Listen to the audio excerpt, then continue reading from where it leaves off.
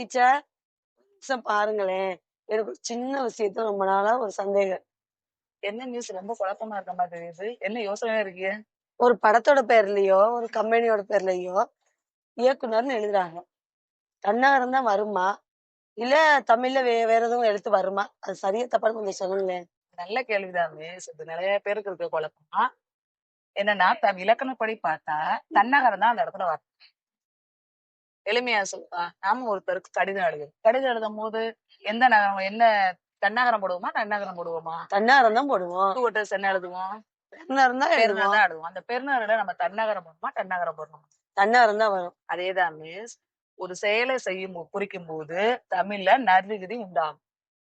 ஒரு பொருளை பெறுபவரை பெறுநருங்கிறோம். ஒரு வாகனத்தை இயக்குவர ஓட்டுநருங்கிறோம். அதே மாதிரி ஒரு படத்தையோ, ஒரு நிறுவனத்தையோ நம்ம இயக்குவர இயக்குனர் அப்படின்னு சொல்லுவோம். எனக்கு வந்து ஓட்டுநர், பெறுநர் எழுதும்போதெல்லாம் சந்தேகம் வரல. இயக்குனர்னு எழுதும்போது ஏன் யோசிச்சேன்னு எனக்கு தெரியல. அது இயல்புதான் மிஸ். என்னன்னா நம்ம கண்ணு தப்பானதே பார்த்து பழகிருச்சா? இனிமே நீங்க இயக்குனர்ன்னு எழுதும்போது, ஓட்டுநர் மாரி அதுவும் ஒரு தொழில செய்வோர்ன்னு நினைச்சிட்டீங்கன்னா, அந்த தவறு இனிமே வரவே வராது. Okay miss. அப்ப இனிமே நறுவிகுதி வந்தா தான் குறிக்கும்னு சொல்றீங்க. ஓகே. இனிமே இயக்குனர் நானும் சரியா எழுதிடுறேன் மிஸ். Okay miss. பிழை இல்லாம எழுதுறதுதான் தமிழுக்கு உண்மையான அழகு.